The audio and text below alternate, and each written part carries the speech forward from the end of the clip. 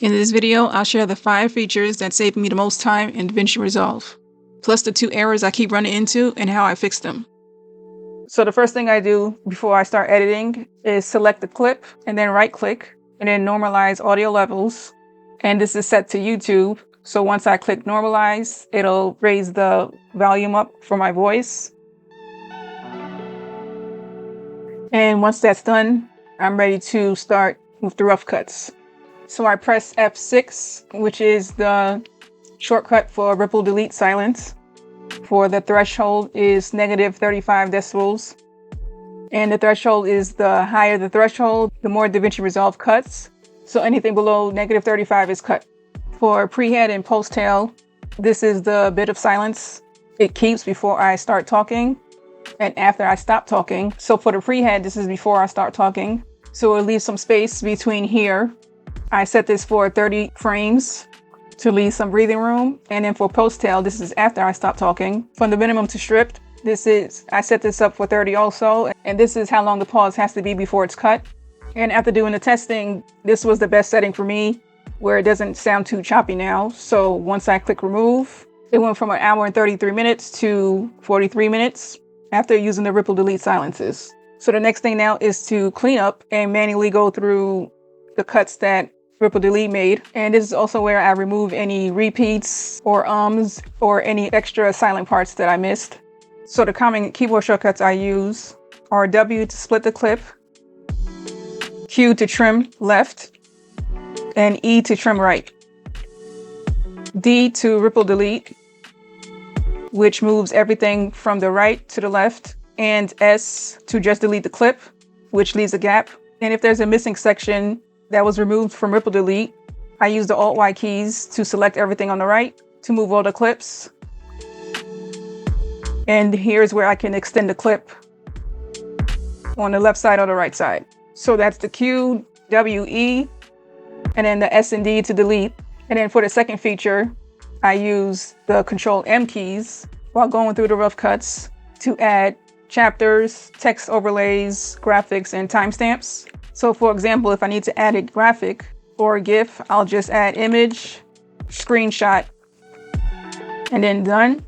And I continue doing that throughout the whole timeline. So in the next phase, I'll be able to drag and drop any assets or effects in the right spots. And you can watch this video here to learn about the top keyboard shortcuts to use in DaVinci Resolve. Here's the finished version of all the markers I used. So for example, I have the intro or the what to expect here. This here is a timestamp. So how to export from Notion. Before I exported the video, I remove all the markers except for the timestamps. Here's an example where I will put a marker. I will put it here. So I know to put this text here or to put this graphic here. So I would drag and drop from the bin to the timeline. The third feature is the dual screen workspace. So I go to workspace, dual screen, and then turn it on. But I have the keyboard shortcut Control F8. So I switch to this layout for faster editing. So I have on the left or on the top here, this is what I'll see on my laptop on the left side. So I have my preview window, my effects, and the bins below. I can also resize the window for a wider view. And then on my monitor on the right, I have the full timeline plus the inspector on the top right.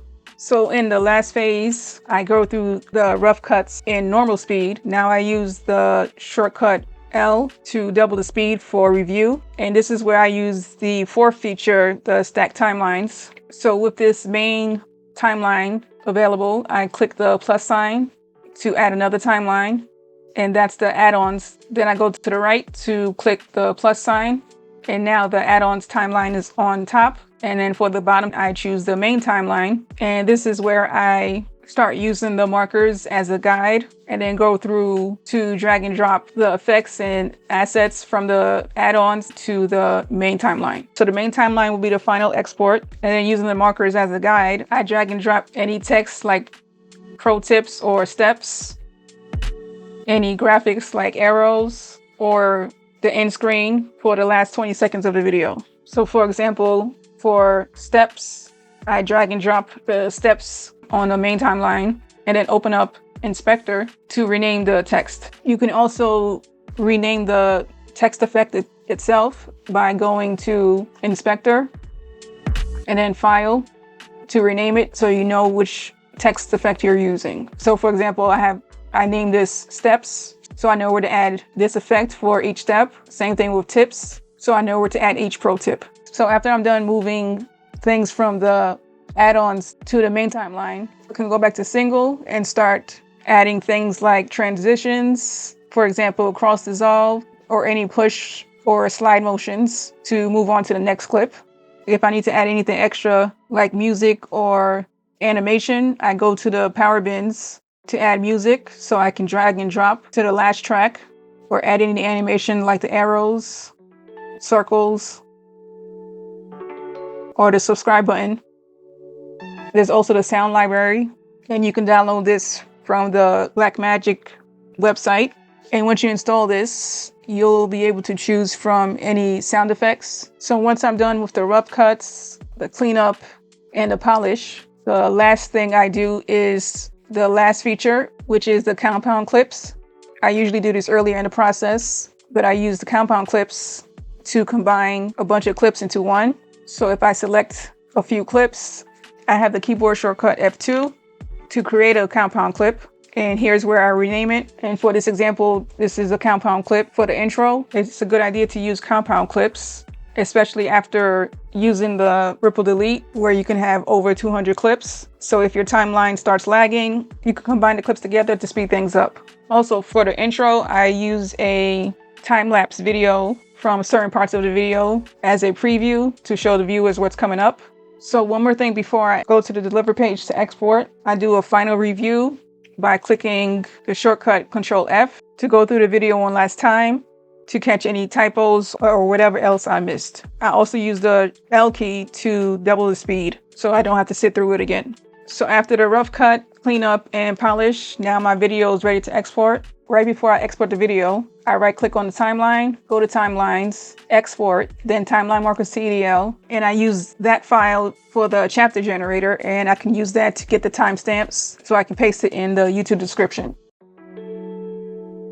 Some bonus tips I forgot to mention in the original video. For ripple delete silences, to save you time from extending the clips that were cut, or to stop Resolve from cutting your clips by mistake, add a little background noise or a music cue during pauses. That helps it know where to stop cutting when you're showing something on screen, like during tutorials. Another time saver is to use the ducker feature to automatically lower background music when you're talking. Click the music track, open Inspector, turn on ducker, and for source 1, this is your dialogue or voice. I set the duck level to 18, but you can play around with these settings and the advanced settings below.